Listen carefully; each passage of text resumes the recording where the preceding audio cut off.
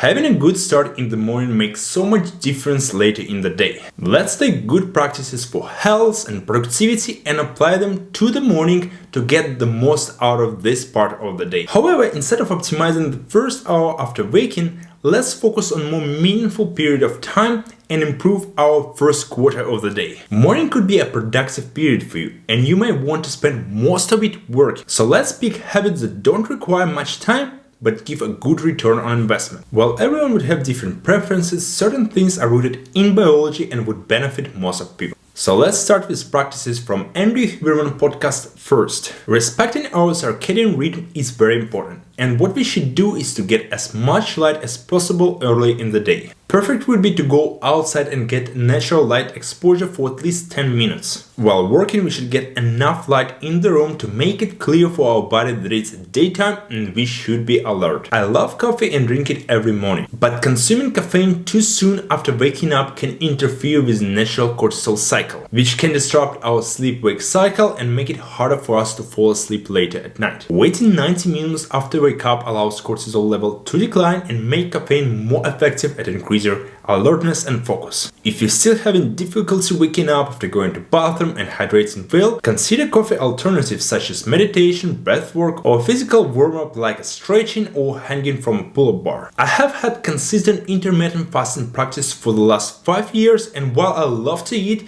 this practice was easy for me to maintain. I aim to have at least 16-hour window of no eating, so if my dinner ends at 7 p.m., my breakfast would start at 11 a.m. There are a bunch of health benefits to it, and having a late breakfast serves as a nice reward after doing hard work early in the morning. It's great to have some physical activity in the morning, and I tried two approaches here. The first would be to work a lot in the morning and then have a workout right before breakfast. The second option is to have 1 hour work session, then have a break with activity like walking, yoga or home workout, then grab a coffee and have another work session before breakfast. The last months I tried going to coffee shop, and that provides 2 walking breaks, but I haven't found anything interesting nearby, but it could make sense in your location. The earlier you wake up, the more work you can do in the morning. But it's more than just setting an alarm clock. You don't want to wake up at 6 a.m. but suffer from lack of sleep. The better approach would be to have good habits for circadian rhythm throughout the day that will automatically make you go to bed early and fall asleep faster. I use my productivity app at increaser.org to track those habits and set goals for where my workday should start and end. Also, it has a great deep work time tracker that plays focus music and encourages you to do longer focus sessions. That's all. Stay productive.